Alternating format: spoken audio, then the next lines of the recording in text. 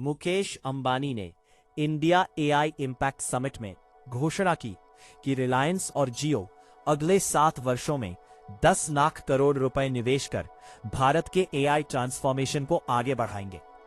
इसके तहत AI ready data centre, green energy आधारित इंफ्रास्ट्रक्चर और देश भर में एआई सेवाओं को सुलभ बनाने पर जोर दिया जाएगा।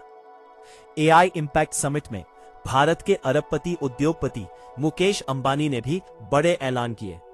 उन्होंने कहा कि एआई का सबसे अच्छा दौर आना अभी बाकी है। उन्होंने कहा एआई कई क्षेत्रों में नए दौर की शुरुआत कर सकता है।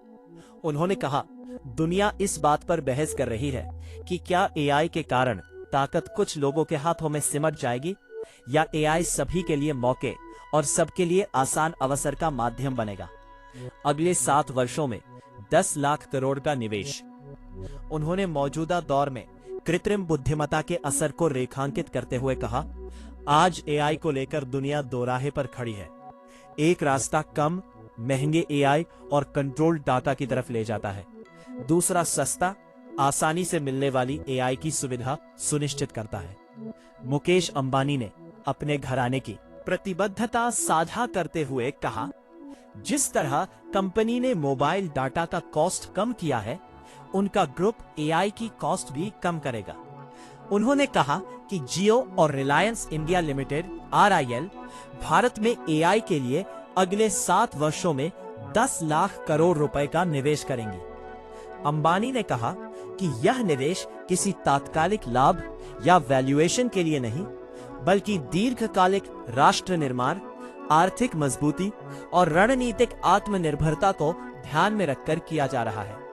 अंबानी ने कहा कि जियो ने भारत को इंटरनेट युग से जोड़ा और अब जियो देश को इंटेलिजेंस एरा से जोड़ने का काम करेगा, जहां हर नागरिक, हर सेक्टर और सरकारी सेवाओं तक एआई की पहुंच सुनिश्चित की जाएगी।